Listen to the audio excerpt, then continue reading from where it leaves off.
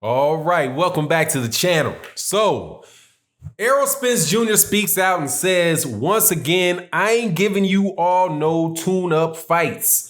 He names the next 3 fighters that he wants to fight in order. Let's talk about that in this video.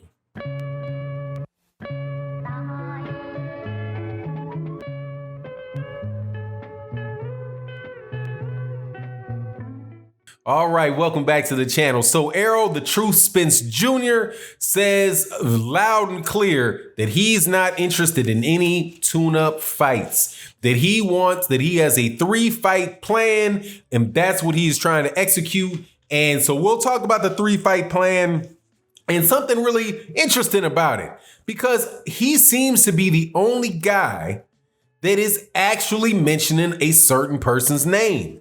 And this, despite a whole lot of conversations last year about ducking. Before I get into the subject matter of the video in depth though, and we will do that in this video, thank you so much to everybody that supports the channel, that is subscribed to the channel, that supports in the Patreon, supports in the live streams that we do Monday through Friday in OG Boxing Talk. We had a really great non-boxing OG Boxing Talk this Sunday, man, because you know it's crazy out there in the world. So thank you guys so much for your support. Thank you guys for stopping by and chopping it up with me.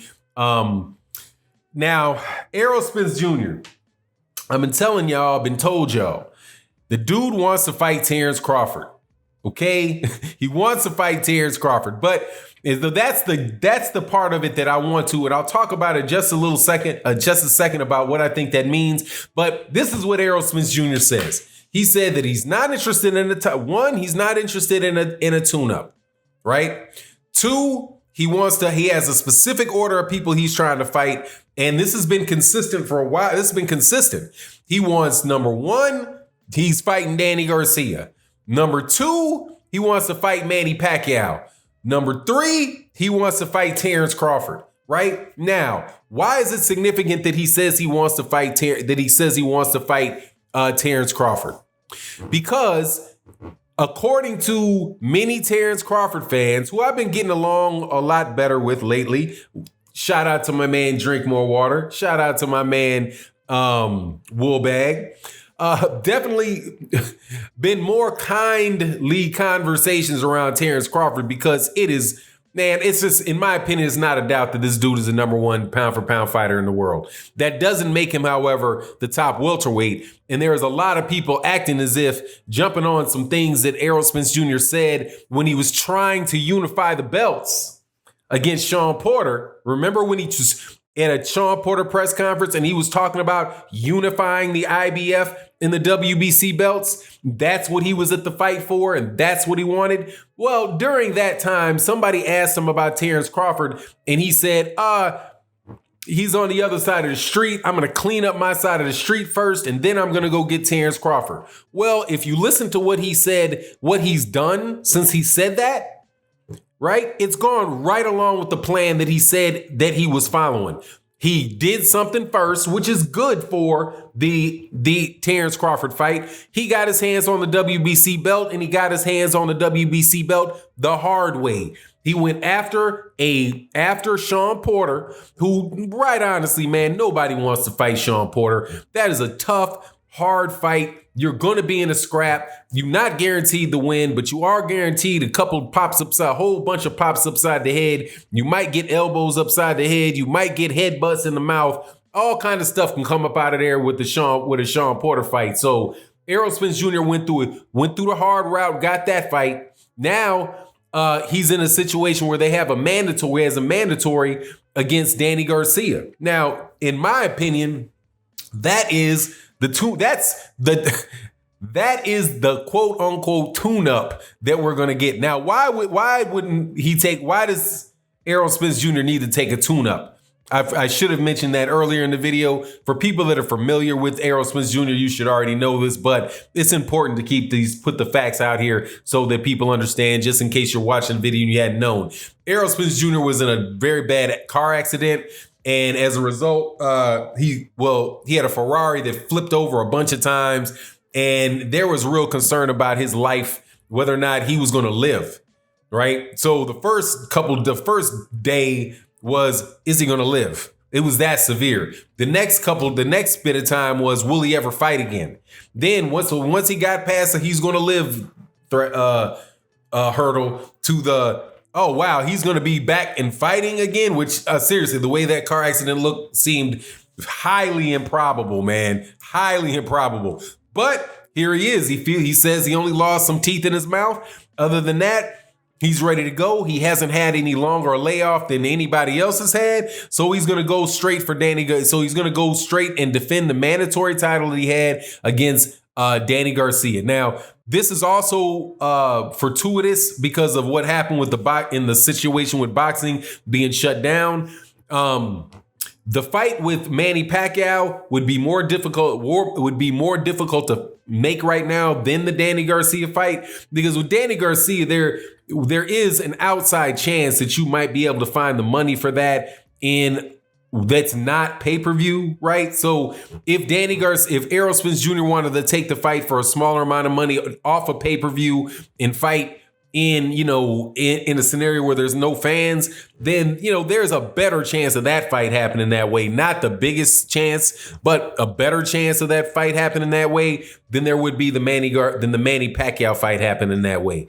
So, it gets him out there. It gets Errol Spence Jr. the tune-up fight that he needs. Even though, man, I'm telling you, the Danny Garcia fight, for me, in my opinion, is the most dangerous fight of the three fights for Errol Spence Jr. And the reason that I say that is because, number one, it's the first, right? So, and he is coming off, he'll probably wind up being on a year layoff. Right now, Danny Garcia will have been on a year layoff as well. But if this fight takes place this year, I don't see it taking place before September. Man, God, dog, with all this virus stuff, who knows? But if it happens this year, or if it happens early part next year, that is, that's some ring rust associated with it. And also the fighting style of Danny Garcia is something that is a bit of a problem, could be a bit of a problem for Errol Spence Jr. Like, depending on what style of fighter, the style of fight Errol Spence Jr. decides to fight.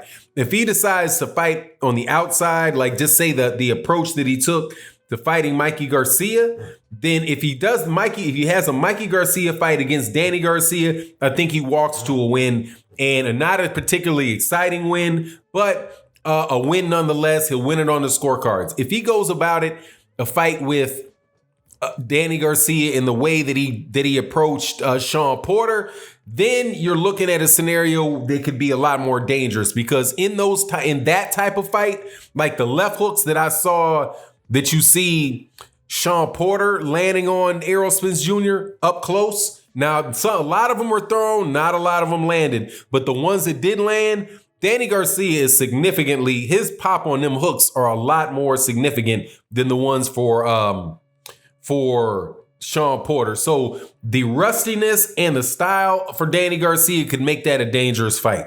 I think it's the Manny Pacquiao fight, though, I think is a dog walk, right, for Errol Spence Jr.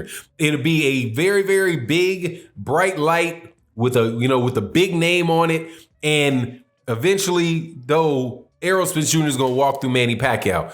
Especially if he gets past Danny Garcia and you don't see there's no wear and tear. He's kept his body weight low. He was able to be strong. And if he's able to get Danny Garcia out of there, because, Danny Garcia is lost. I don't know if Danny Garcia has ever even been knocked down.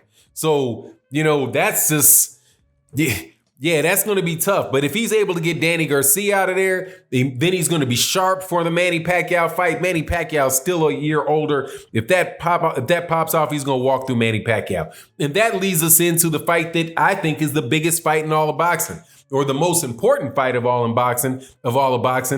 And that's the Errol Spence Jr. Terence Crawford fight, which I think would reasonably be for the number one pound for pound spot in the world.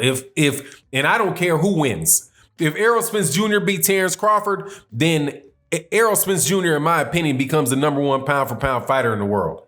If Terence Crawford beats Errol Spence, he stays exactly where he is in my mind, but nobody else could doubt that.